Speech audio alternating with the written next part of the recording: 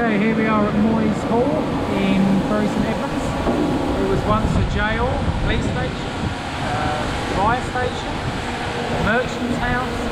Originally it was built to be a trading station with residents above. But there's a bit of distinction of who actually owned it or who built it, because they actually don't know. But it is a forefront of the whole of the market square, and it's a beautiful building with a lot of history. Yeah, I'm more interested in the macabre side, how the witch hunter and how they treated witches in that Lloyd's in the 16th and 17th century, and it's going to tell us a lot of history about it. There is indeed. A lot of artifacts as well.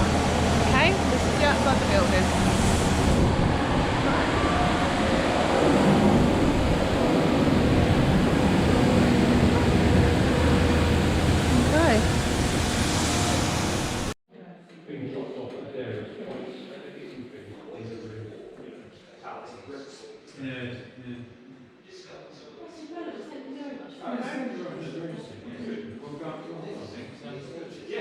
If you go up to the top and then go in the top room first, you can see what I'm talking about. Back over there.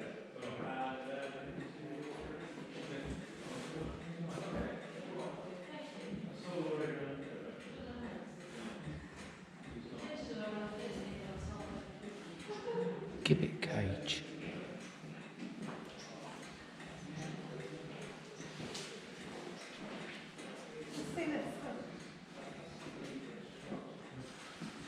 Black funeral dress. And it's got a V-shaped overlay lace on the neck. And it's got large pockets at the side. And this would have been worn like people in mourning, like after someone died. I know that Queen Victoria wore hers for a long time, didn't she? Mm.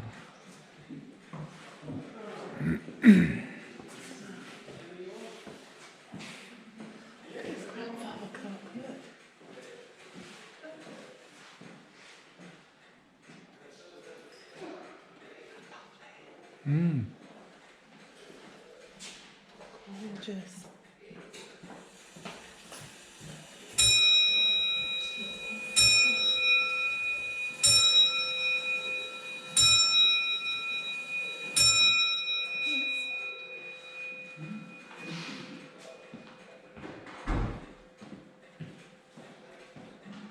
This is a cadaver.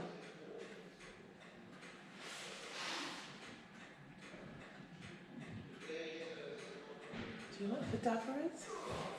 Look at this. This is a torture thing, isn't it?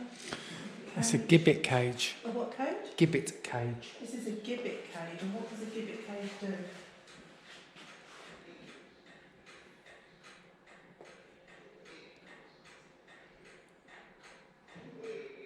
You can pop in for a picture, can't you?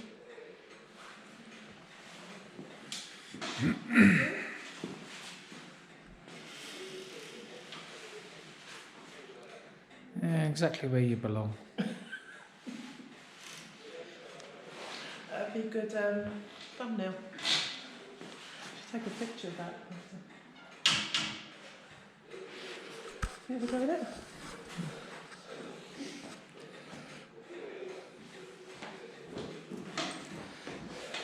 That's where you belong. You're smiling. You should be smiling in that.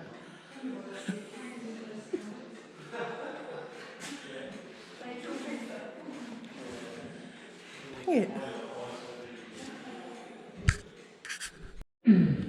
Here we have a handling table. What's that? What is that?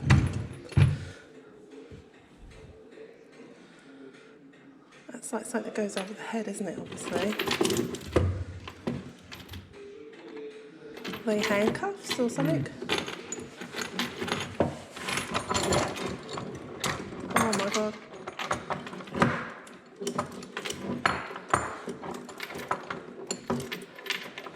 This is the ball and chain. Look. It's ball and chain. Oh my god. That is so heavy.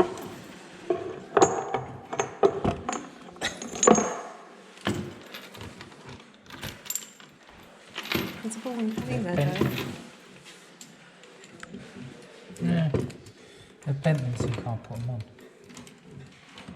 The skull's bridle was an instrument of punishment, torture and public humiliation. An iron muzzle that enclosed the head of a bridle was a mask that depicted suffering. A bridle bit was slid into the mouth and pressed down on top of the tongue as a compressor. This prevented the person from speaking and resulted in unpleasant side effects of the wearer, including excessive salivation and fatigue in the mouth. God.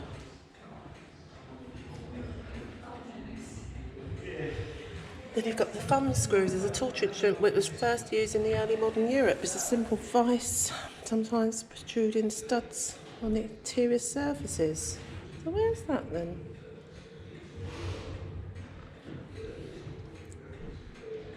Obviously don't have one here.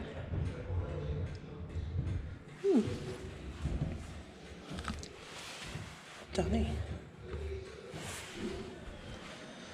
This is a prison door from the Bury Girl. Look. Imagine how many people must have looked through that. Look. Is that the original door?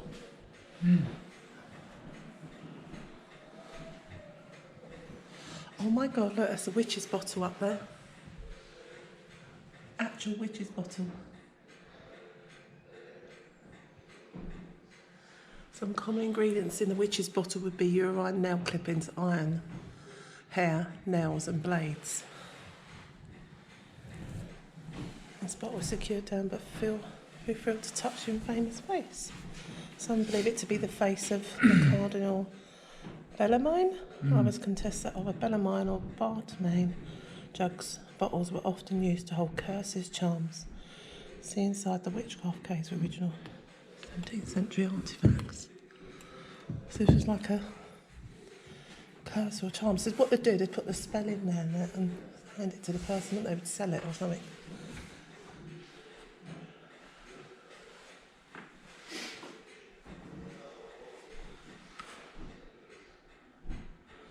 That's right, they used to keep witches away. They used to put shoes in the walls, didn't they, or up chimneys and that. Is that right? Witches' bottles contain curses and counter curses, very long hidden in a place of now lost significance. Often placed near hearths, windows and doors, cats buried in walls and under floorboards, tutorial angels that perhaps acted as spiritual guardians of the property. Shoes were concealed in walls, fireplaces and lofts, possibly as they take form and smell of the wearer. So here, did you know from the earliest times people have tried to protect the home from evil spirits, sometimes by sacrificing living creatures? Estimates of how many fell victim to Matthew Hopkins' reign as a self-proclaimed witch-finder general range from 150 to 300 people in just a couple of years. One particularly gruesome day saw 18 witches hanged in Bury St Edmunds. Wow.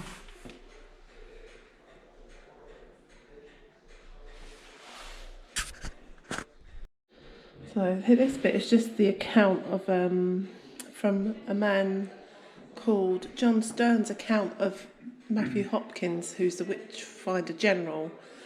It's just how he spoke about him. He knew him and that. Didn't know there's this Matthew Hopkins, who's the witchfinder, came from Manningtree, Mistley, which is in Essex. But how they used to see if they were witches, they used to prick them, and with a needle, and if they bled, they were innocent. But if they didn't bleed, that's because it's the devil's mark, and the devil will not let it bleed, so they would hang that person. And this person, John Stern, actually admitted that the pricking was a trick on their part. The needle, they used a hollow handle that didn't go into the flesh, it just appeared to. So basically, he picked and chose who he hung. So, but apparently this Matthew Hopkins, witchfinder, was not the first person to go around hanging witches. It was going on long before him, long before he was even born. So here we have some artefacts of some of the stuff that witches used to use. Got a mummified cat there. Kittens. This is like stuff that's been found in like houses to keep ward away witches and evil. Sheep's leg. Wishbone. Have a mummified cat. Look at that cute witch's puppet. There's a wand there, hazelwood. Wow. A sentry wand made from the elder.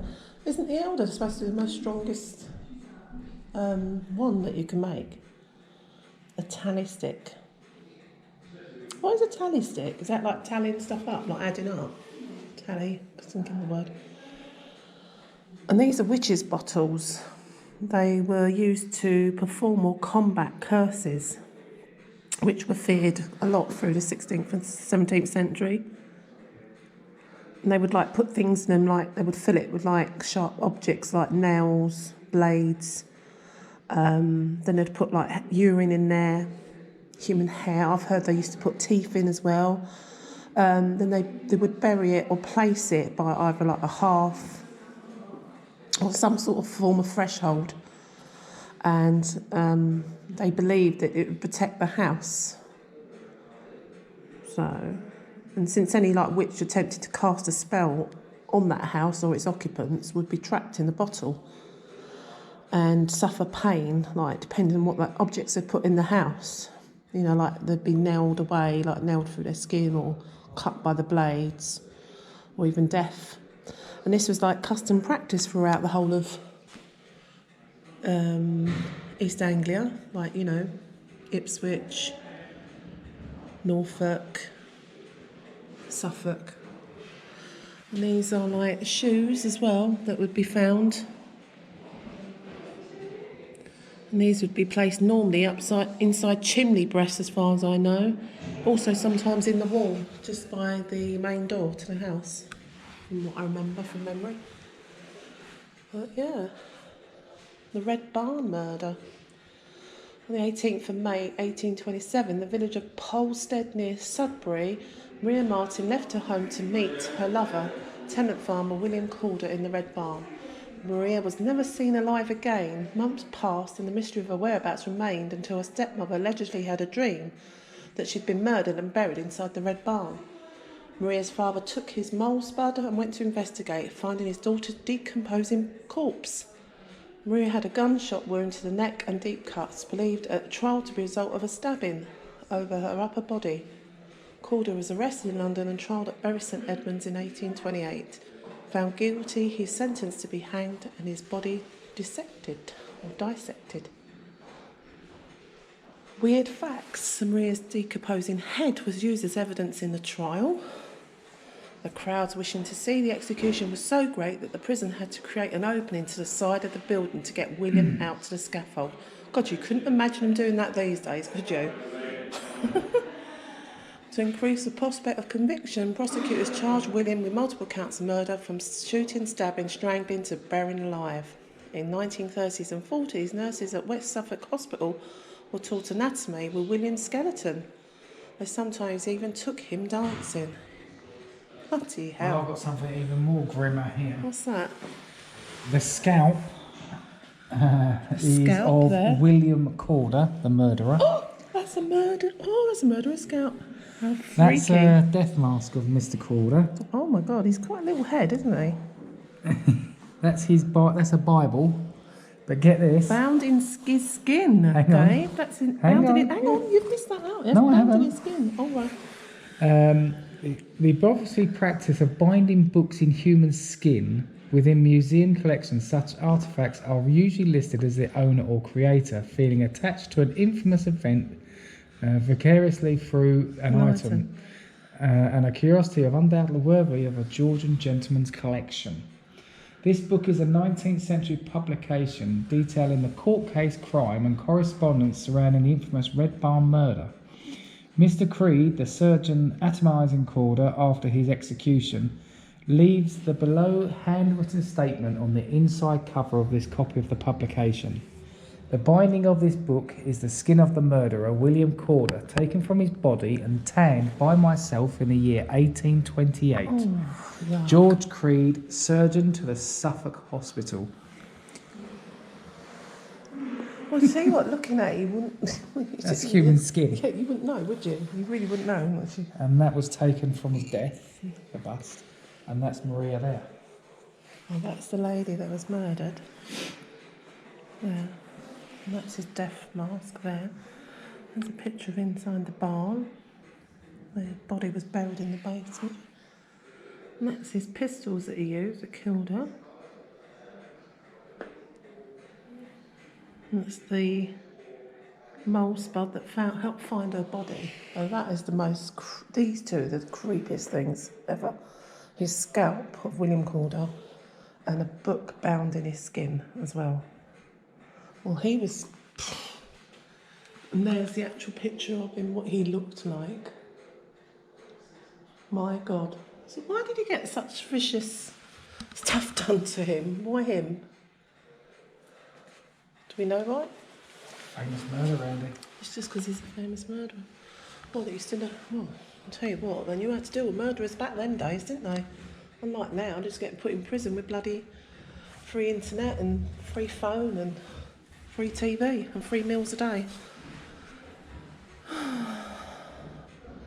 This is the foul play at the Red Barn. My song is sung on every street in Suffolk. You'll see the ballads they printed and sold for a penny. I told my tragic tale.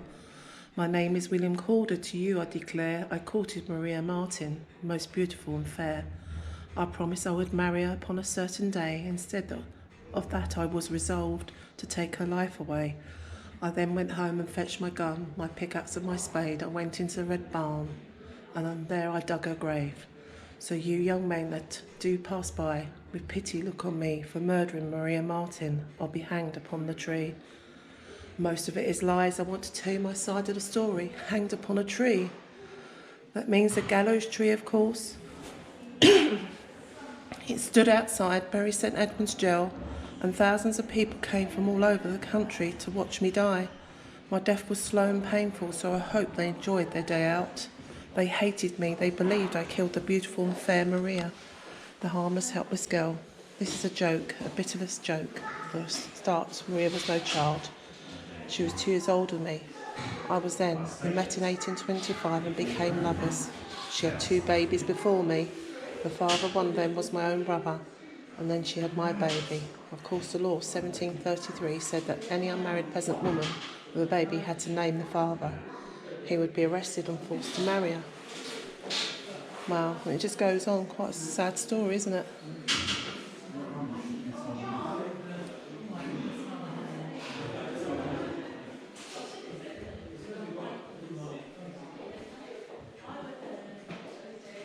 Basically, what he's saying, they got into a big argument about it all, isn't it? And were wrestling, and the gun went off, and he accidentally shot her.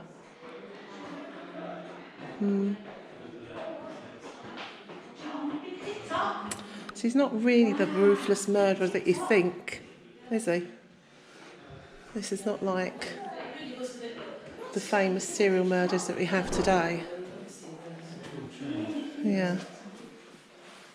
We have some more torture restraints here. Got a body iron, fetter and chains, a deadlock, handcuff, keys, it's a dog collar, lamp. Oh, hang on, I've got to turn this up. Right, here we have a body iron, fetter and chain, deadlock, keys, there's a handcuff there, there's a workhouse key, more keys, there's a cat of 9 tails. This would be used to flog offenders. Dog collar, they'd put that around their neck obviously. Truncheons. There's a lamp there. Yeah. Big old clock there. Anyway, where we are today is this place called Moyes Hall, served at the town in Bridwell. It would serve as a house to keep minor offenders and debtors inside. More serious criminals were kept in the town go on the west side of the Cool Hill. This is where we're visiting today anyway. So, yeah, very interesting. And Dave's just looking at the gibbet's cage. Another murder. It's used here. There's a boot that was found.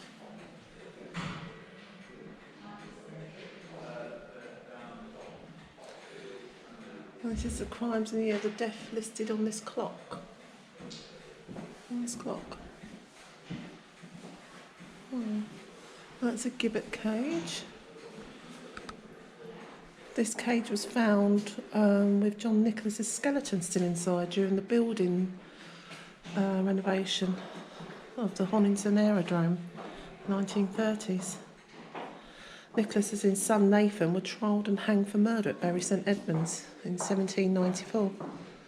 His body was dissected and anatomised. Yuck. And there's a picture of the skeleton still in.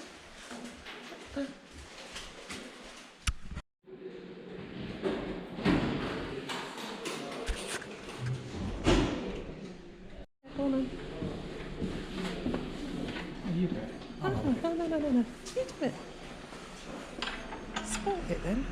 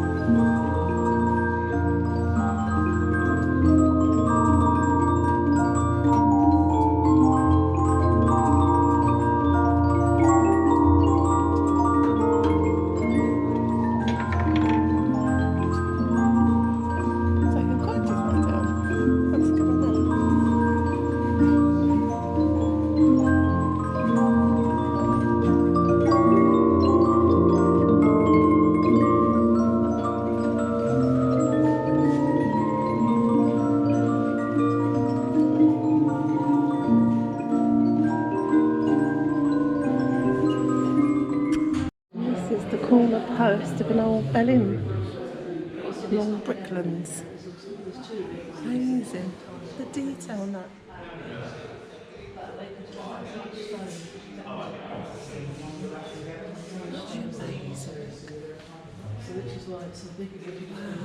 Amazing.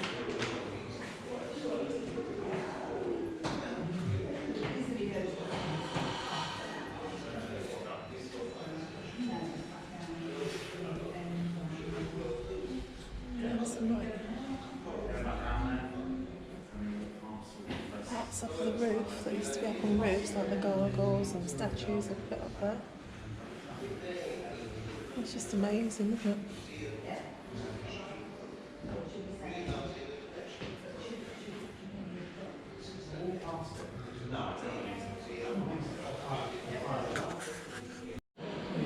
Look at that archway.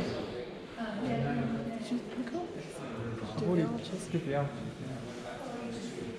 There's more upstairs. The upstairs would have been accommodation. This would have been a merchant's place. Here we have. This is called a dragon beam. This would be used to support the roof structure, often found in medieval houses.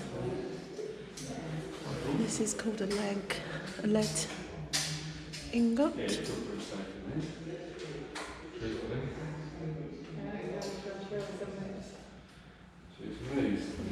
amazing. Look at the architect here. Look. This is a statue of lamentation. Carved out of oak. That's Jesus Christ on the cross there. Oh look, a lock of hair of Mary Tudor. Wow.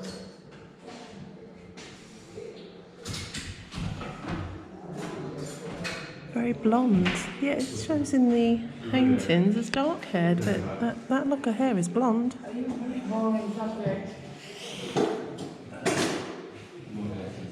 Medieval tiles. There's a helmet there from the 15th century. And a carving, 15th century. And just more and more. It's the Virgin Mary there. Oh, actually, that's not. That's a statue of St Elizabeth of Hungary. Very similar.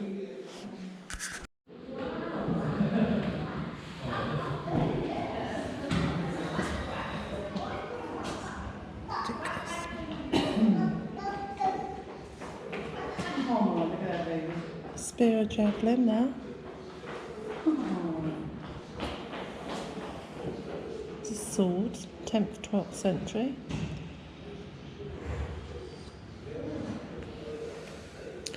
That's got some lettering down that. Can't quite make it out though.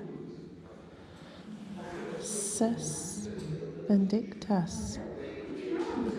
Nomine Domini, meaning be thou blessed in the name of the Lord.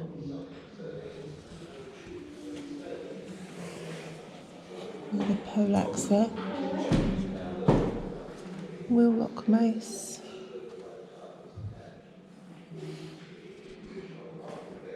Sword mount. There.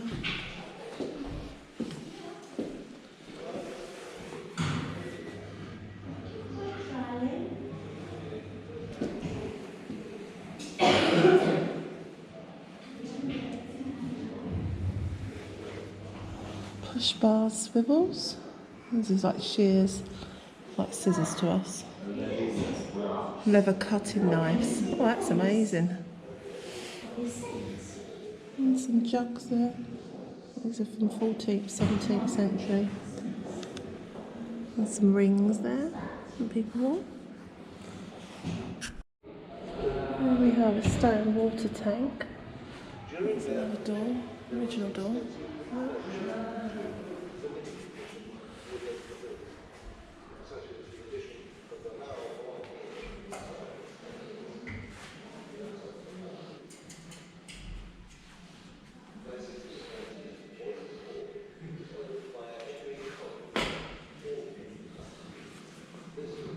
On a static life. These are artefacts from the era. The Monk's Chronicle there. In Latin. Those keys.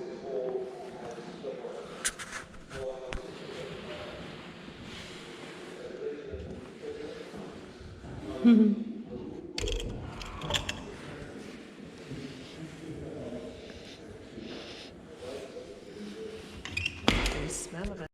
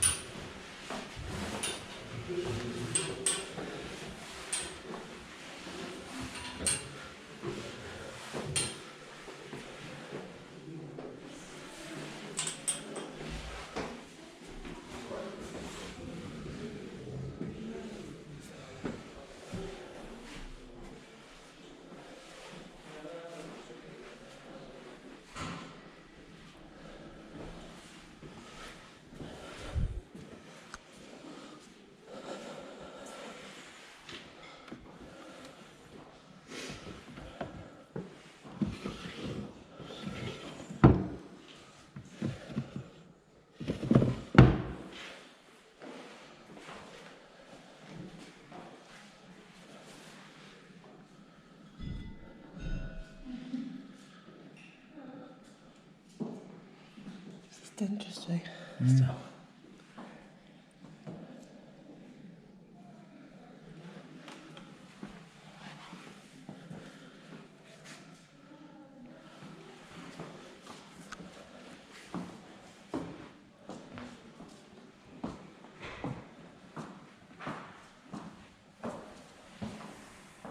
(1920s) dress.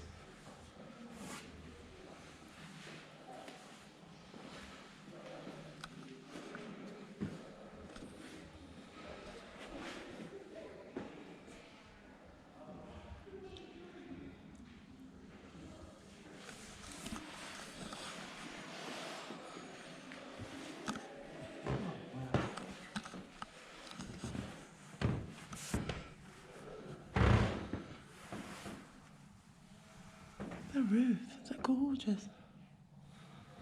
So what's this, like an art exhibition on in here? Mm.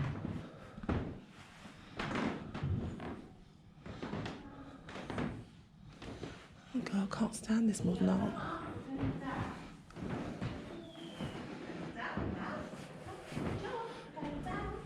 Down, down, down. No, we're not going up, up, we're going down, down. Down, down. Down, down.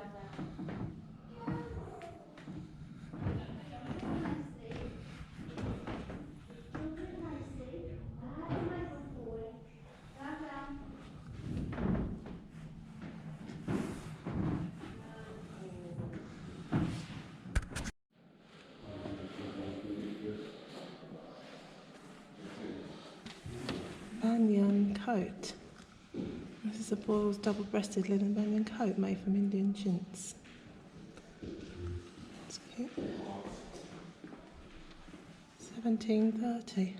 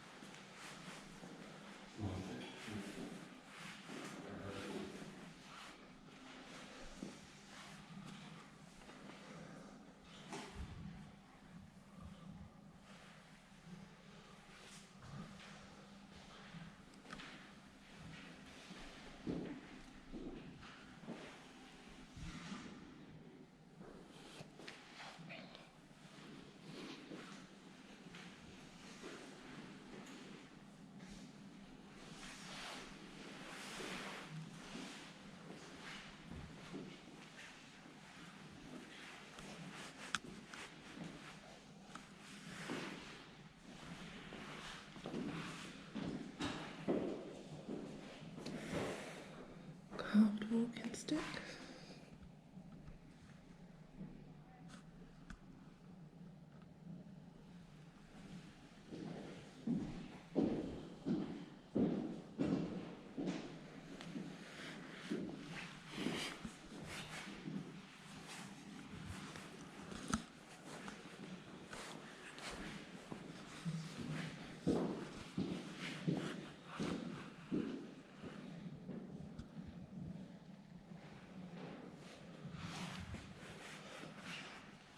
So this is just like to display modern art then, is it? And bits of old stuff. So what would this be? Living quarters up here? Yeah. Okay. Don't really like this modern art. I think it's a bit rubbish.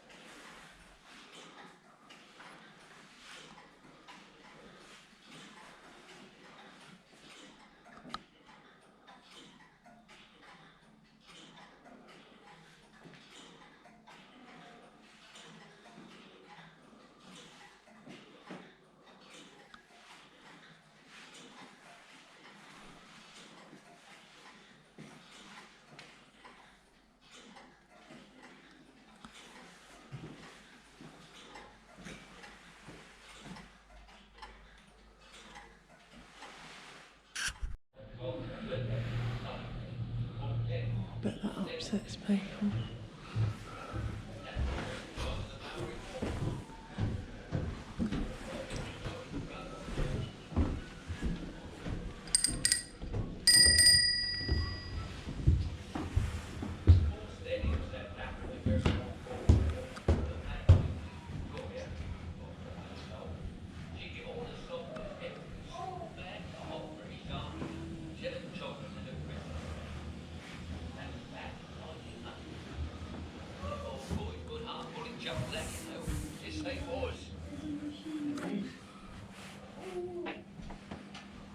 During the First World War, a whole load of catchpox family joined up, all enjoyed eating their old bully beef and hard biscuits. If you were lucky, now and again you might get a lovely bit of fresh bread.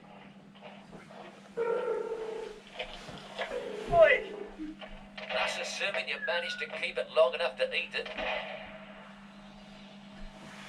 Needless to say, there were plenty of catchpox served in the Second World War. In Holland, the old Southern Regiment had some right What's good this one? Redcoats. Redcoats. Look at that. Delicious. What's this? The King's Colours flag, look. This was presented in 1769. Usually carries the word stabilis. Stabilis. This is the family motto, the cross. Gripio Duror. Dad, you're my person. That's probably what you really look like, isn't it? Yeah. Or someone who did this. Easy around. Not that, isn't it? That's the Great Wall. Yeah. Mummy's granddad used to say that would be really bad if you dropped it, it'd go off and fire. Really? Yeah. Well, I hope you enjoy your visit to Regiment Gallery. Right up the way, we should do bar. Hey, Dad. Yeah. I think I found an interesting bit.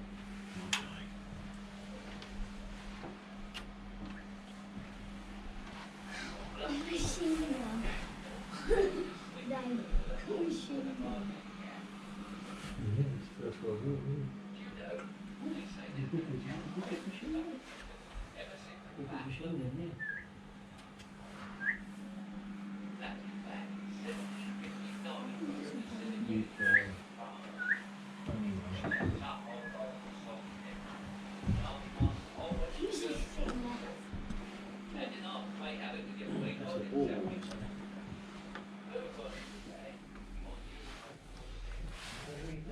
It's a tiny room, isn't it?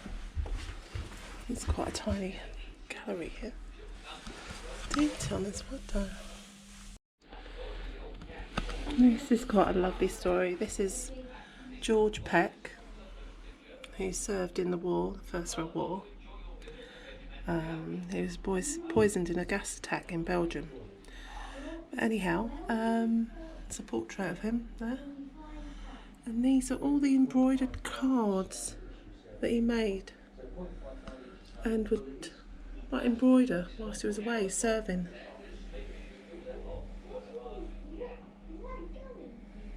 And he would send them to his sweetheart. I'm just going to come along and show you a photo of her. These are still all the cards. Such detail. Absolutely beautiful. This is his sweetheart, Lucy Osborne.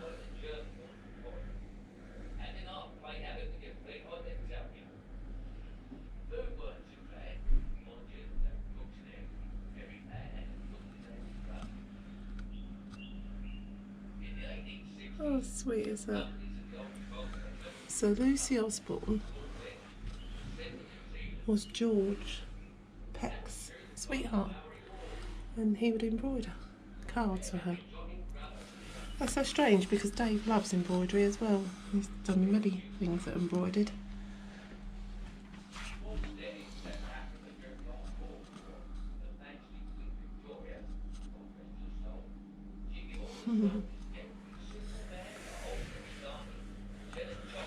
It says there, "Dear Lucy, this is just a portion of our camp. This is our tent marked with the cross, with the door opened to the ground in the fields that is chalked out, I think that says, is used for feeding, for the feeding area.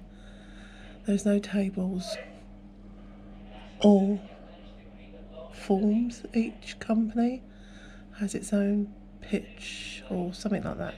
As you see, A, B, C, D. Oh, bless. There it is. That's the picture he's talking about. There he is, George Peck.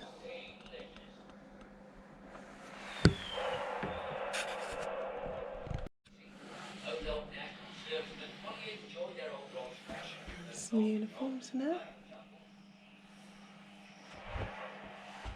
What are you doing now? Just listening. In 1959, after 274 years of service, the Suffolk Regiment was amalgamated with the old Royal Norfolk Regiment.